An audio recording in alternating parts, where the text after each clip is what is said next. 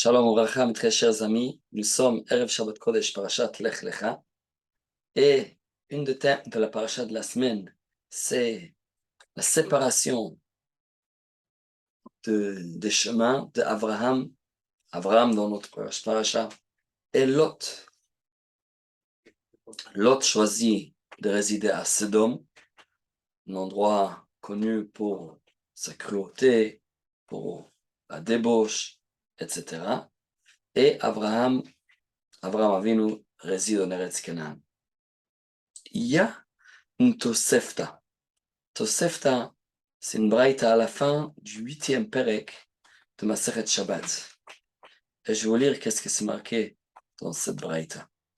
Rav Nehorai Omer, En lecha adam bechol hakrachim, matun yoter misdomim.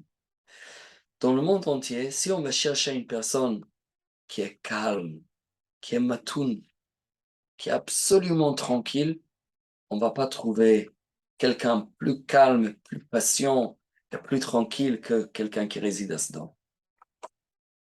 Et le Braïta amène un pasouk. Lot a observé tous les différents endroits et il a choisi Sodome pour sa tranquillité. C'est marqué dans le Braïta. La réalité, c'est qu'il y a un pasouk. Le pasouk se trouve dans Yechezkel, Perek Tet Zain, pasouk Mem Tet. Le navire Yechezkel donne une remontrance très dure sur le peuple juif. Et il le compare aux résidents de Sodome. Et il dit, vous voulez savoir comment, à quoi vous êtes comparable? Vous voulez savoir, vous êtes comme Sodome. Ça a été le péché, le crime de Sodome, ta sœur. Gaon Sivat Lechem. Elle avait de l'orgueil, du pain à satiété. Beshalvat Hashket Hayala Velivnotea. Elle avait un repos non troublé, tranquille, ainsi que tous ces banlieues. Veyad Ani Ve'evion Loirzika, mais n'a pas soutenu la main du pauvre et du nécessiteux. Donc même le pasouk décrit Sdom, Shalvat Hashket Hayala. Sdom a été très calme, vraiment un repos non troublé.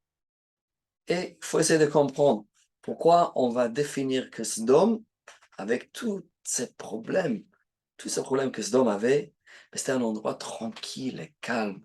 C'était quoi? Qu'est-ce que ça nous apprend?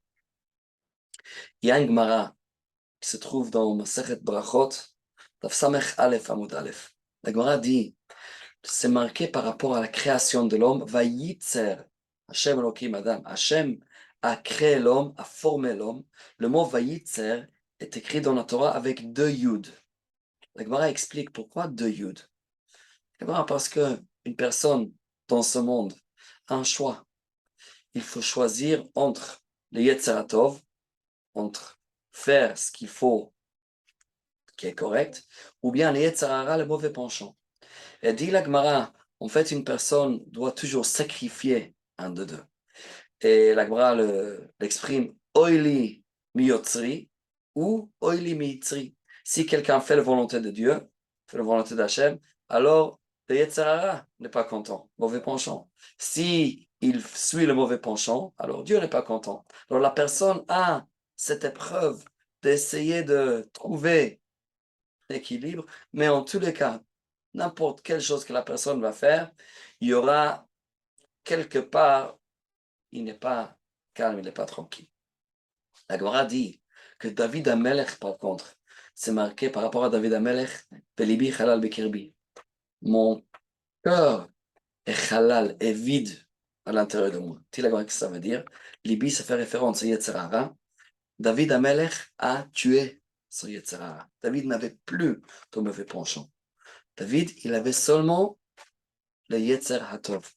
Le mot halal en hébreu, on peut le traduire comme un cadavre, quelque chose qui est mort. Dit David, moi je tuais mes Yetzirara.